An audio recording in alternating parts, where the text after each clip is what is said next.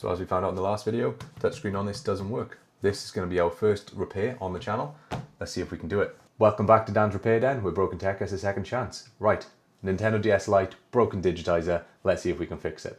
So it turns on completely fine. You can see no real damage, no real marks. Needs a good cleanup, but we'll do that with some ISO later. Comes with a stylus as well, which definitely helpful. So let's get this turned off. Let's see if we can fix it. There we go. Okay, so there's the battery. Oh, that's never good. Well, touch it with a finger. So if you can see that liquid, not a clue what that is. And back to the prying tool.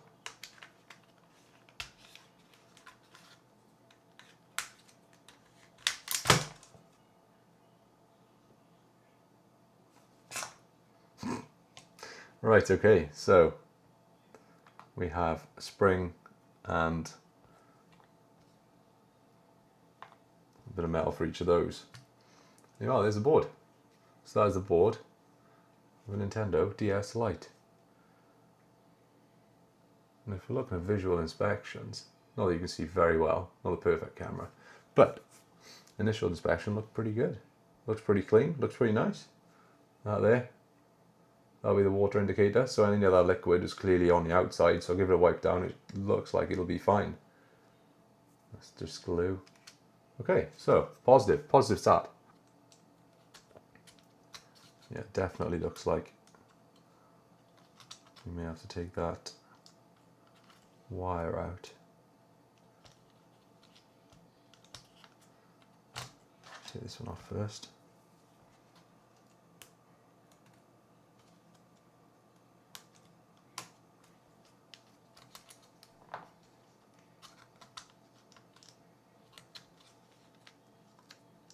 Just holding that as that ribbon, which might actually be the ribbon that we actually need to remove.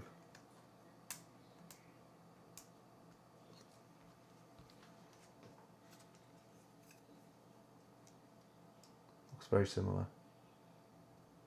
Question is, does this just slot in place, or is it secured in place?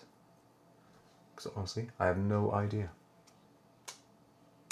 Okay, so this seems like it just pops off. So I was right. This should remove from here, and then just from a bit of adhesive, remove from the motherboard. There we go. Just adhesive holding that down.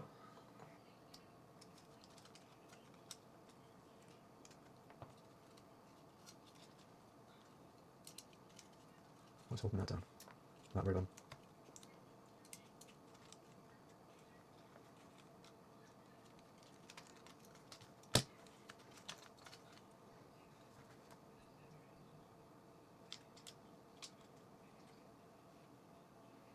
So this is the digitizer with the LCD screen behind it.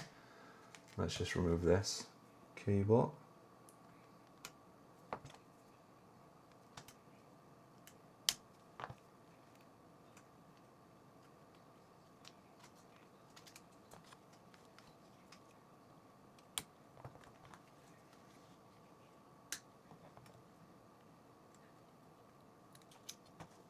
Right, now I set that to the side. Ooh, keep that in there.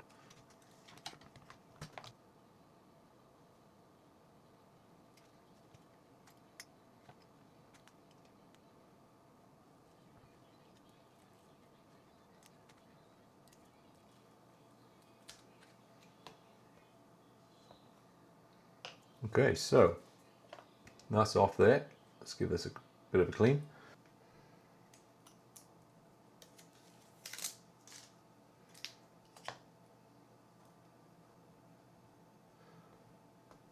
Okay, so that might be the digitizer back on. Wait and see. So we've got to do reverse steps now and figure out how we put it all back together.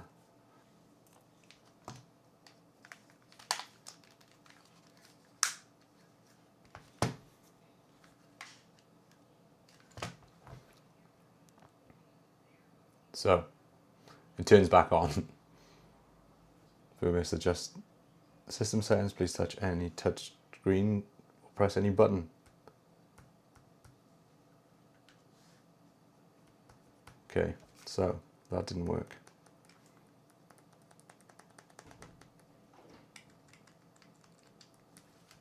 That's disappointing.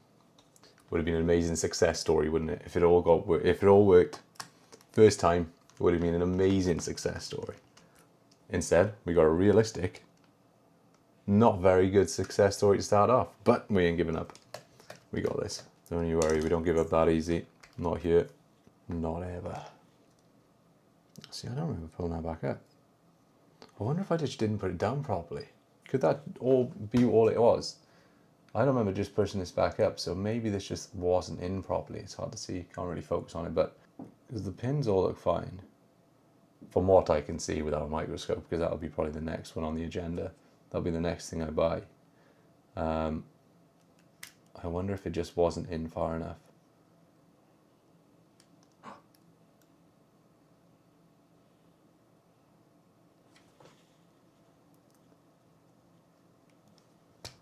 Okay, that's not normal, right? The cap on the ribbon bits come off. Does that just clip back on? Is that broken? Who knows? Can we just get it back on?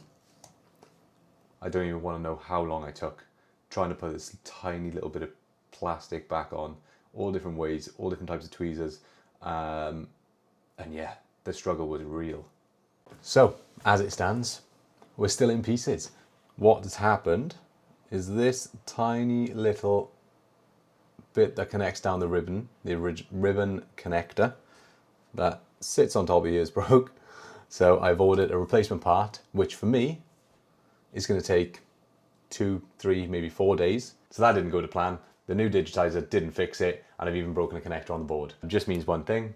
I've ordered the part. I'm hoping to fix a connector, but it means micro soldering. So that's going to be a good challenge for the next video. Don't forget, guys, like the video, hit the subscribe button if you want to follow the journey of repairs and learning. I'll see you in the next repair.